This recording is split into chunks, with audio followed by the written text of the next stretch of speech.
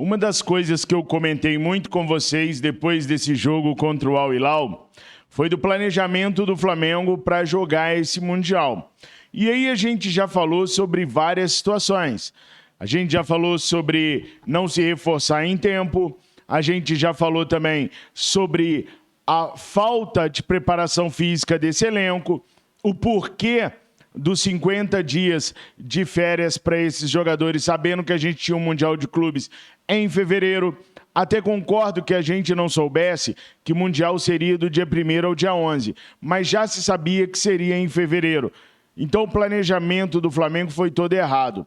Agora, eu falei muito no vídeo hoje cedo sobre a questão da arbitragem. A arbitragem foi ruim, a arbitragem foi uma arbitragem desastrosa que a FIFA deveria ter se envergonhado de prestar uma arbitragem dessas numa semifinal do campeonato mais importante de clubes que ela oferece. Mas o árbitro europeu, ele tem uma diferença de arbitragem muito grande para o árbitro brasileiro. Por exemplo, ele não aceita falação no pé do ouvido. Ele é mais rígido com a questão da simulação, que foi o que acabou expulsando o Gerson no jogo. Aquele cartãozinho amarelo, por ele tentar ser malandro, por ele tentar simular um pênalti, acabou sendo crucial, porque o pênalti que ele marca, certo, para mim, que o Gerson comete, ele deu só o cartão amarelo. O Gerson foi expulso por tomar o segundo amarelo. Ele não tomou o vermelho direto, ele tomou o amarelo e depois o vermelho. Não tivesse simulado antes, ele não teria levado o cartão amarelo. Daí eu fiquei pensando, caraca, como que o Flamengo não preparou os jogadores para uma arbitragem europeia? Pô, o elenco do Flamengo tem o Davi Luiz, que é um jogador que jogou a vida inteira na Europa, tem o próprio Gerson, tá chegando da Europa agora e me comete uma pataquada dessas. Tem o Felipe Luiz, que estava no banco de reservas, o Arturo Vidal, banco de reservas, o Pedro passou na Europa um pouquinho e voltou, mas deveriam ter feito um planejamento para poder explicar para os jogadores como funciona a arbitragem europeia. Assim que saiu a escala de árbitros, deveriam ter pegado algum comentarista de arbitragem da Globo, da ESPN, de algum canto, e pedido informações sobre essa arbitragem. Como que o romeno gosta de apitar, qual é o histórico desse árbitro romeno, quais foram os jogos importantes que ele decidiu, as polêmicas que ele se envolveu, quantos cartões amarelos por jogo ele dá, em qual situação ele dá. Enfim, hoje, analisando tudo que aconteceu, a gente vê que a nossa diretoria, a nossa comissão técnica, a nossa diretoria e o nosso departamento de futebol não está preparado para jogar o Mundial de Clubes. Ah, Fabrício, falar depois que já aconteceu é fácil, né, patrão? Por que você não falou que tinha que olhar isso tudo antes? Porque eu não trabalho no departamento de futebol do Flamengo. Eu não sou pago para ficar o dia inteiro dentro do departamento de futebol do Flamengo avaliando aquilo que pode ou não pode ajudar o Flamengo numa determinada competição. Acredito eu que Carlos Noval, Juan, Fábio Soldado, entre tantos outros nomes que o departamento de futebol tem pendurado na sua folha de pagamento, fossem os nomes corretos para prever isso. A impressão que eu tenho é que o departamento de futebol do Flamengo tem muita gente, mas não tem quase ninguém trabalhando. Essa é a impressão que eu tenho. E eu digo impressão. Impressão pela falta de planejamento e de preparação para o qual nós chegamos nesse Mundial de Clubes. Agora, eu estou vendo nas redes sociais várias justificativas para a nossa derrota que não são ligadas a Rodolfo Landim, a Rodrigo Tostes, ao Deco Roisman, ao Marcos Braz, ao Bruno Spindel. Eu estou vendo várias pessoas culpando, por exemplo, o Santos, o goleiro Santos. Ele não pega pênalti, então a culpa, por sinal, é dele. Ele não faz milagres. Não há bolas que chegam nele e ele faça defesas difíceis.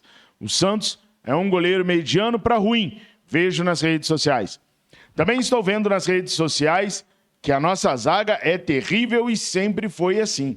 Será mesmo? Bom, vocês sabem como é que eu sou. Eu prefiro e preciso argumentar tendo números do meu lado. E eu trouxe alguns números para a gente poder ver, estudar e perceber se realmente isso tudo que está se falando sobre a defesa do Flamengo, sobre o Santos no Flamengo, como goleiro do Flamengo, se isso realmente são verdades. Mas olha, antes eu já vou perguntar para vocês, Santos é um bom goleiro ou o Santos é um goleiro de médio para ruim? Coloca aqui no chat que eu vou estar vendo nesse exato momento aqui as suas respostas. Agora, nós vamos para o recadinho do OneFootball e na volta eu vou esclarecer várias situações com vocês. Espia só. Mas agora, deixa eu falar com vocês sobre o OneFootball. O OneFootball é o maior e melhor aplicativo de futebol do mundo. Com o OneFootball, vocês podem ver esse mercado da bola que está fervendo minuto a minuto com o aplicativo que vai estar na palma da sua mão. Isso mesmo, porque o OneFootball tem para iOS e Android e é totalmente de graça. Basta você baixar no link que está aqui na descrição do nosso vídeo. O OneFootball também tem o Head to Head, que é uma funcionalidade no aplicativo que você que gosta de fazer uma fezinha pode consultar para saber o histórico do confronto daquele jogo que você quer apostar. O aplicativo vai te trazer os resultados dos últimos 5 anos desse confronto, te dando mais segurança para poder realizar a sua aposta. O OneFootball é sensacional, tem até a Bundesliga, ao vivo e de graça para você. Tá esperando o quê? Baixa agora o OneFootball, o maior e melhor aplicativo de futebol do mundo.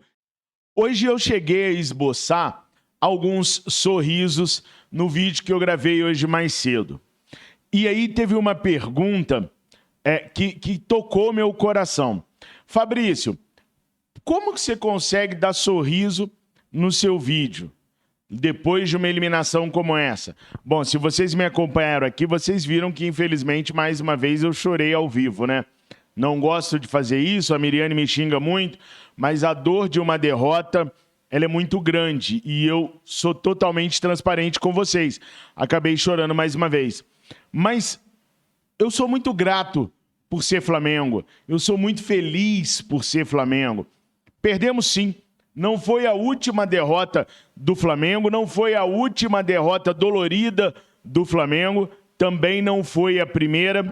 Eu tive outras grandes derrotas ao longo desses meus 45 anos acompanhando o Mengão Queridão, que doeram tanto quanto essa doeu ontem. Mas eu não vou parar de torcer para o Flamengo, eu não vou parar de acompanhar o Flamengo, eu não vou deixar de estar aqui conversando com vocês e eu nunca vou me arrepender de ter nascido Flamengo. Então o sorriso é por ser Flamengo, é por saber que amanhã ou depois nós vamos ter a oportunidade de dar a volta por cima, que se hoje as coisas não saíram do jeito que a gente queria, amanhã pode sair. Então eu sou grato demais por amar o Clube de Regatas do Flamengo.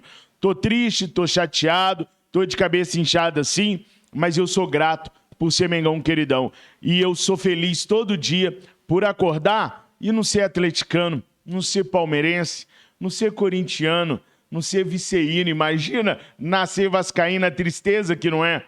Eu sou rubro-negro, eu sou flamenguista. E é só por isso que eu sorrio.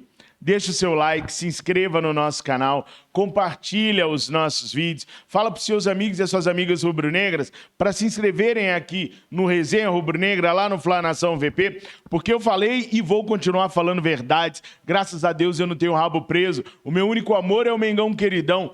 Deus, minha família e o Mengão Queridão. Então eu posso falar a minha opinião, eu posso falar a verdade para vocês aí do outro lado. Só que tem muita gente que não gosta e acaba que o nosso canal é muito prejudicado porque a gente fala a verdade na lata.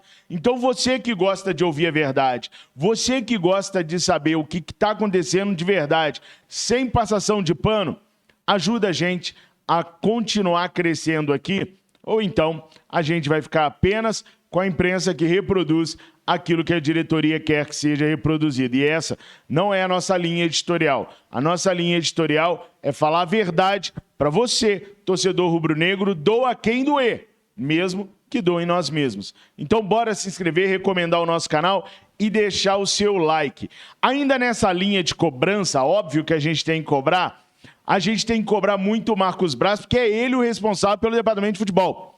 Mas temos que cobrar também o seu Landim, que veta contratações, que acha que não é o melhor momento para trazer reforços. É o seu Landim o dono da caneta. É ele que a gente tem que cobrar também. Não é só o Braz. Nós temos que cobrar o Luiz Eduardo Batista, o BAP, que quer vir candidato a presidente daqui a um tempo, temos que cobrar o Rodrigo Dunge de Abranches, que é o vice-presidente geral do Flamengo, geral. Também é vice-presidente jurídico, ele acumula os 2 cargos, mas tem que ser cobrado também. É mais um que quer ser presidente do Flamengo. Nós temos que cobrar todos os dirigentes rubro-negros que têm redes sociais, para eles darem um jeito, para eles fazerem alguma coisa, para esse time voltar ao caminho das vitórias. A vida do Flamengo não vai ser fácil, não. O Flamengo tem 8 jogos aqui para frente que são extremamente complicados. Quer ver só? A vida do Mengão queridão em 2023 não descomplica com o encerramento do Mundial, não. Sábado, nós vamos passar pela vexatória de disputar o 3º lugar com o Real Madrid ou com o Al-Ahly. O jogo é neste sábado, 12h30. Aí, na quarta-feira, a gente já pega o Volta Redonda, às 21h10, Campeonato Carioca. Depois, no dia 18, a gente pega o Resende, sábado, às 16 horas. Aí, pessoal, começa tudo de novo. Mais uma disputa de título. Independente Del Valle, dia 21 de fevereiro, terça-feira, às 21h30.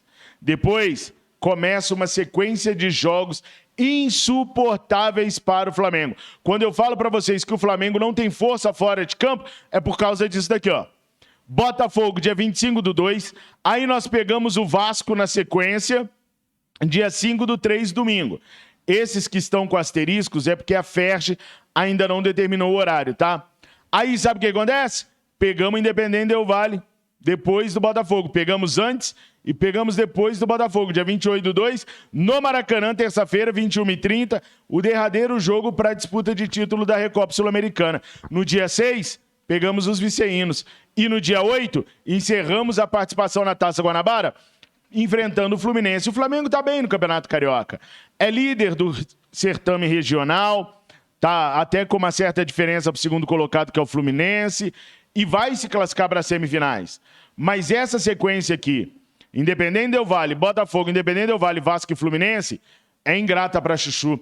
E o Flamengo não consegue, nos bastidores, não ter isso daqui. Sequência de jogo da Recopa com 3 clássicos seguidos. Ah, o Fabrício está com medo do Vasco, do Botafogo e do Fluminense? Tem nada disso. O Fabrício, se tivesse medo, não seria tão iludido e tão otimista com o Flamengo. Não tenho medo, não. O problema é que, assim, nós estamos vindo de 2 jogos grandes em que nós perdemos. Palmeiras e Al-Hilal. Sabe-se lá Deus o que vai acontecer no sábado contra a Al-Ahly ou contra a Real Madrid. Daí a gente pega uma sequência ingrata dessa, um trabalho pode ir todo para o lixo. Aliás, eu quero falar sobre o trabalho do Vitor Pereira, aproveitando a oportunidade. Não, o trabalho não é satisfatório. Não, o Vitor Pereira até agora não mostrou a que veio para o Flamengo. Assim como Everton Cebolinha não mostrou, Marinho não mostrou, Vidal não mostrou, uma série de jogadores ainda não mostraram a que veio para o Flamengo, assim como o técnico Vitor Pereira. Só que o Vitor Pereira tem apenas 5 jogos no comando da equipe e hoje está completando 38 dias dirigindo o Flamengo. É pouco tempo para a gente falar fora Vitor Pereira. E não tem essa de passação de pano, não. Comigo não é assim. Eu só sou um cara muito racional no que diz respeito a treinador. Sempre fui. Quando nós estávamos voltando, a gente foi levar as meninas no colégio cedinho, a Miriane estava me cobrando no carro. Você tem muita paciência com o treinador. Foi assim com o Barbieri, foi assim com o Zé Roberto, foi assim com o Rogério Ceni, com o Renato Gaúcho, foi assim com o Domenech Torrent, foi assim com o Paulo Souza. Você tem muita paciência com o treinador. Ela só esqueceu de mencionar que foi assim com o Jorge Jesus também. Quando o Jorge Jesus começou e os resultados não vinham, eu também pedi paciência para o Jorge Jesus. Eu não consigo mandar ninguém embora com menos de 3 meses no trabalho.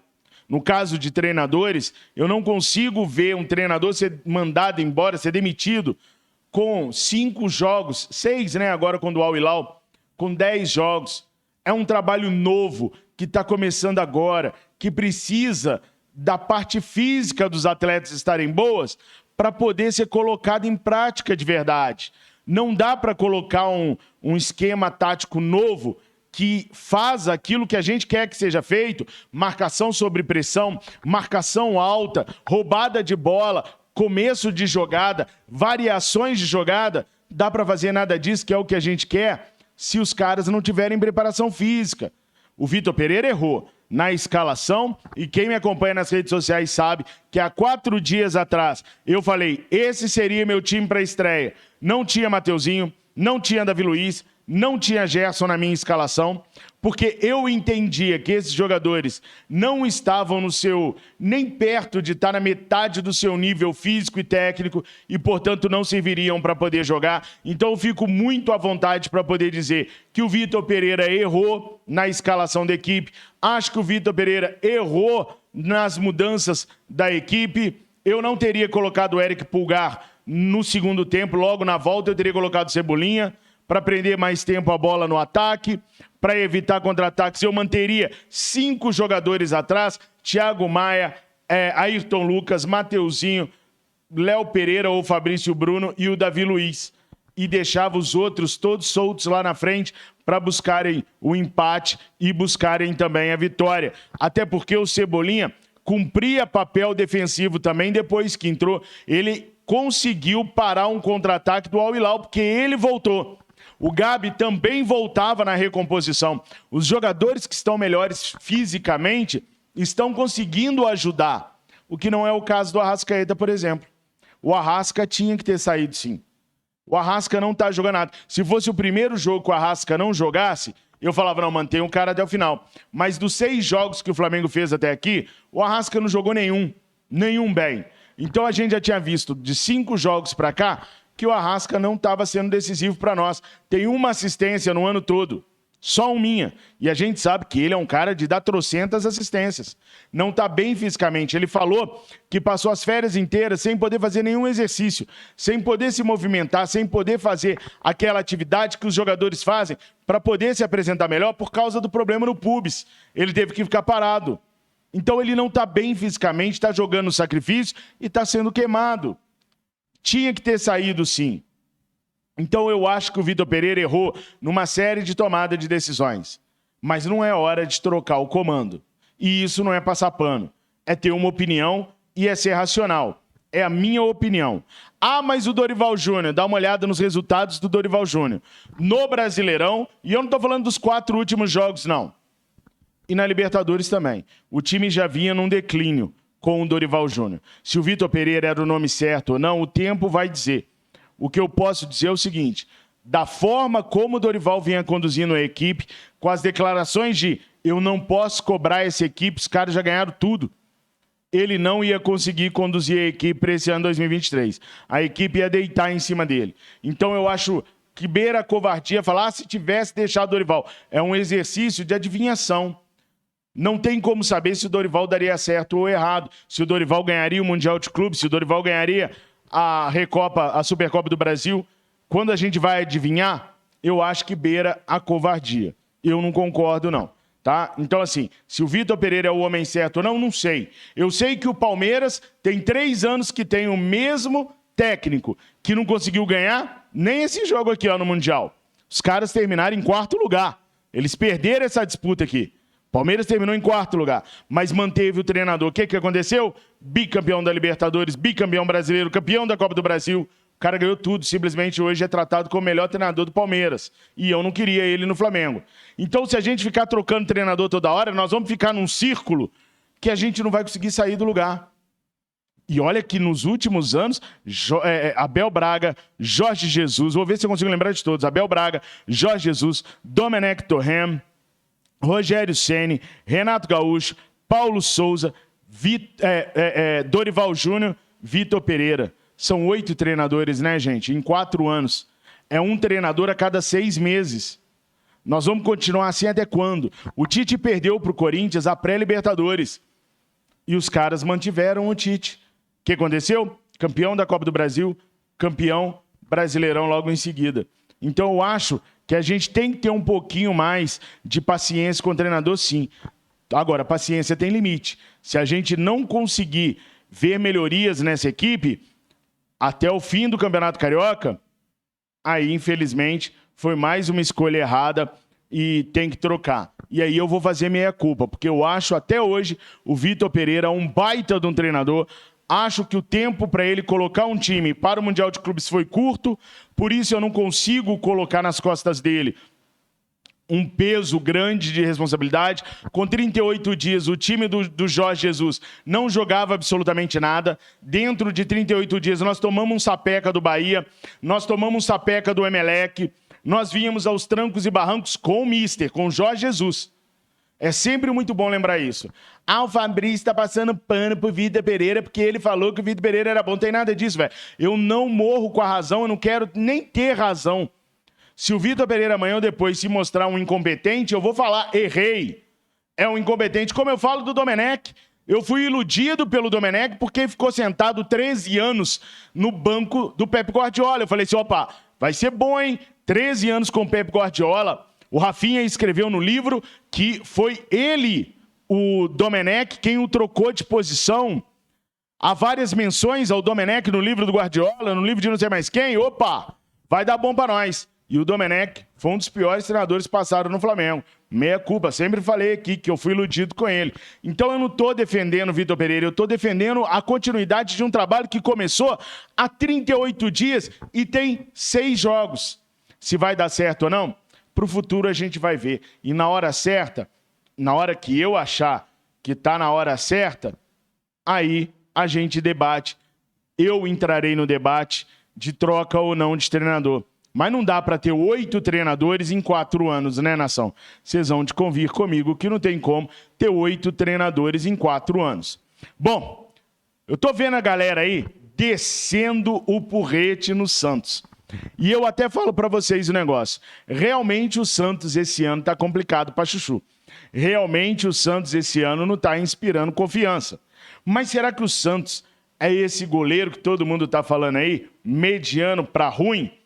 Eu preciso sempre avaliar as coisas da melhor maneira possível. E eu fui atrás dos números do Santos. O Santos estreou no Flamengo no dia 12 de abril de 2022. De lá para cá, o Santos fez 42 jogos, sofreu 32 gols. Foram 6 pênaltis em tempo normal, sem contar disputas de pênalti, né? Tivemos a disputa de pênalti com o Corinthians e tal, não estou contando isso não. Estou dando pênaltis em tempo de bola rolando. Foram 6 penalidades desde o dia 12 de abril com o Santos em campo. Ele não pegou nenhuma penalidade. É um fato. O Santos não é um pegador de pênaltis. Não está aí nas suas características. Mas será que o Santos é um goleiro ruim? Bom, eu fui avaliar a média de gols sofridos daqueles que eu acho que são os 10 melhores goleiros da América do Sul. O Everton, Agustin Rossi, Franco Armani, Cássio, Everson, Marcelo Groi, Diego Alves, Fábio e Moisés Ramírez. Pô, Fabrício, você falou que ia analisar dos goleiros sul-americanos, você me bota o Marcelo Groi aí. O Marcelo Groi tá no Al-Ittihad, time do Vitinho. Mas eu coloquei ele aí porque vira e mexe, eu vejo a galera pedindo a contratação do Marcelo Groi, ex-Grêmio. Então vamos lá, nação. A menor média de gols sofridos é do impressionante Everton, goleiro do Palmeiras. Realmente o melhor goleiro sul-americano na atualidade. 0,71 gols por jogo sofrido. É muito baixa essa média do Everton do Palmeiras. Um goleiraço. Na segunda colocação vem o Agustin Rossi. Enquanto jogava no Boca Juniors, ele tinha uma média de 0,73 gols por jogo. Lá no Al Nassr, ele fez 2 jogos e tomou 5 gols. Tá com uma média de 2,5 por jogo. Mas a média dele no Boca é de 0,73. Ou seja, uma média muito pequena, quase igual à média do Everton do Palmeiras. Então, a partir do segundo semestre, teremos boas novas no Mengão Queridão. O terceiro melhor goleiro é o Franco Armani, do River Plate. 0,75 gols por jogo. Na quarta colocação vem o Santos, gente, com 0,76. É uma excelente média. Não é ruim, não. Na quinta colocação vem o Cássio do Corinthians, pegador de pênalti, mas sofre gol para danar durante os jogos. 0,85. O Everson do Atlético Mineiro chegou à seleção brasileira. 0,86. Marcelo Groi, do Al-Ittihad, 0,89 gols por jogo. Já o Diego Alves, o período que ele teve no Flamengo, pegador de pênalti, né? 0,93. Quase um gol por jogo, mas ele pegava pênalti. Tá vendo só? Mas levava quase um gol por jogo. Mas Diego Alves é um monstro, tá, Diego? Saudades, cara. Beijo. Sorte aí no Celta de Vigo. O Fábio, do Fluminense, 0,95 gols por jogo. Moisés Ramírez, 0,98. Sabe quem que é o Moisés Ramírez? Moisés Ramírez é o goleiro do Independiente del Valle, cujo Mengão queridão vai disputar a Recopa Sul-Americana, né? Chamada de Recopa Sul-Americana. Então o Santos não tá mal. É o quarto melhor goleiro dentre essas opções. Deixei alguém de fora, gente? Esqueci de mencionar algum goleiro aqui? Coloca aí nos comentários que eu quero muito saber a opinião de vocês. Mas para mim, o Santos é o titular do Flamengo até a chegada do Agustin Rossi. E quem me acompanha sabe que eu falo sempre que o Rossi não chega para compor elenco. O Rossi chega para pegar a camisa de goleiro titular do Flamengo. É um baita de um goleiro. É um goleiro que faz o que o Santos não faz. É um goleiro de defesas difíceis. É um goleiro de defesas milagrosas. O que o Rossi fazia no Boca, o Santos realmente não consegue fazer no Flamengo. Mas o Santos é ruim? Não. O Santos é um goleiro péssimo? Não. Só não sabe pegar pênalti. Isso ele não sabe realmente. Mas não há, na América do Sul, um elenco com dois bons goleiros como o Flamengo terá a partir do segundo semestre. Aí eu faço uma perguntinha para vocês. Não valia a pena ter pago 2 milhões de dólares para ter o Rossi agora, que era o valor que o Boca queria? 2 milhões de dólares. Não valia a pena ter oferecido para ter o Rossi agora? Coloca aí nos comentários o que vocês acham sobre isso. Nação, o que eu tento fazer sempre é analisar os números, é fazer uma análise mais justa daquilo que está acontecendo no Flamengo. E o Flamengo hoje, ele tem a defesa mais vazada da Série A dos clubes brasileiros. O Flamengo sofreu em 2023 9 gols. O Santos 8, Goiás e Bahia 7, Bragantino, Atlético do Paraná e Palmeiras 5 gols. Ou seja, ninguém da Série A levou mais gols do que o Flamengo. Só que o seguinte, é a mesma zaga que terminou o Brasileirão na quinta colocação como a zaga menos vazada, levando apenas 24 gols em 38 jogos, tendo uma média de 0,63 gols por jogo. É a mesma zaga, Davi Luiz e Léo Pereira. É a mesma zaga que vem sendo vazada e que foi vazada 9 vezes. Sabe por quê, pessoal? Porque quanto mais velho o Davi Luiz fica, menos proveitoso ele fica no início da temporada. Tem que se pensar tudo. É por isso que eu estou tão chateado com o Fabinho Soldado, com o Juan, com o Carlos Noval, com o Marcos Braz e, nesse aspecto, com o Vitor Pereira. Tem que pensar, cara. O cidadão está com quase 37, 38 anos. Início de temporada, fez 5 jogos. Vimos que no Campeonato Carioca o Davi Luiz não estava conseguindo acompanhar jogadores do Boa Vista. Davi não estava acompanhando jogadores do Boa Vista. Ele iria acompanhar jogadores do Al Hilal? Ele ia conseguir acompanhar Vinícius Júnior? Não ia. Pô, viu que o cara não tá legal fisicamente? Senta ele no banco, dá oportunidade para Fabrício Bruno, que é mais jovem, corre mais, tá melhor. Bota ele para jogar. E, Davi, quando você estiver bem fisicamente, a sua técnica se sobressai ao dos demais. Daí você tenta voltar. O mesmo vale para o Gerson. A escalação que eu falei lá atrás, há 4 dias atrás, que eu estrearia, era o Santos, Varela, Fabrício Bruno, Léo Pereira e Ayrton Lucas, Thiago Maia, Eric Pulgar, Everton Ribeiro, Arrascaeta, Pedro e Gabigol. 4 dias atrás eu falei isso. Aliás, eu vou até botar aqui, ó. Isso daqui é de 4 dias atrás. Ó. Esse Twitter aqui é de 4 dias atrás. É só vocês conferirem a data. Então, o Vitor Pereira tem que conhecer melhor o elenco do Flamengo. Porque uma coisa, meus amigos, é conhecer de jogar contra. Outra coisa é conhecer de dar o treino no dia a dia, de ver como é que o jogador reage, de entender a moral que cada jogador tem no elenco, de perceber se há panelinhas dentro do grupo e, principalmente, de fazer o que é melhor para o Flamengo, independente dos nomes que será colocado em campo. É isso que eu espero daqui para frente do Vitor Pereira, que ele coloque em campo aqueles que possam realmente ajudar o Flamengo, e não aqueles que foram contratados a peso de ouro ou porque criaram uma história no futebol que dão a eles o direito de dar carteirada. Eu quero a meritocracia, mas eu nunca vou deixar de torcer.